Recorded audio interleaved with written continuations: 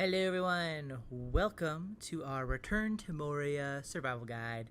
We are making one of the, if not the, top tier furnace today, the Ufuhan? Sure. Furnace, which is basically allows you to smelt like Khazad Steel Ingots, gold ingots, all of that. So if you don't have the recipe yet for the particular furnace, you need to first get to the lower deeps and then find the Belagost forge and repair that. And I have a video on that. If you haven't done that yet, you're not quite sure where to look. There's a few steps to that process, so go ahead and give that a look if you need to.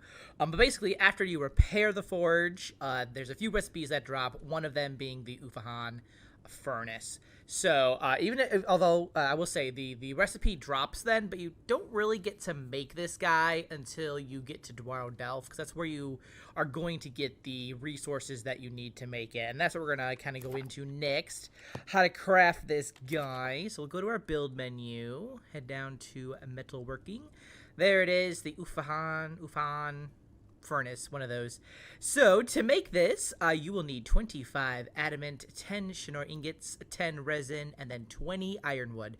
So the kind of like big guys here, the adamant and the ironwood. Adamant and ironwood are both in Dwaro Delph. You can find them there.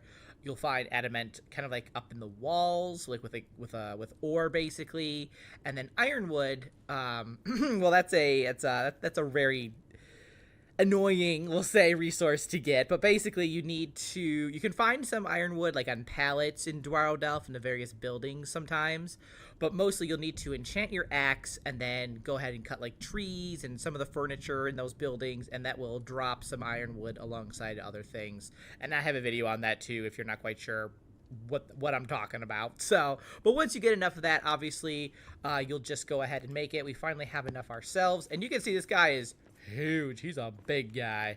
So I'm not quite sure. I'm not quite sure where to put this. Maybe in the corner over here, just kind of like out of the way, but like, you know, accessible.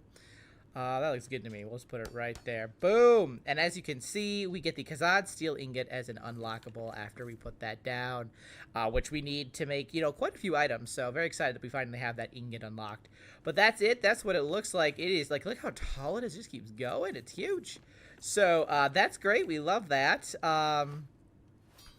And it uses blaze shroom sometimes as like as a fuel, which is very interesting. That's very different. But you can see here all your different ingots, including you know, your Shanor ingots and your Khazad Steel Ingots. So amazing. We love that.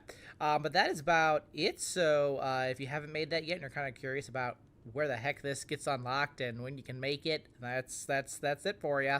So thanks so much for watching. I'll see you in the next one. Until then, keep surviving and keep thriving.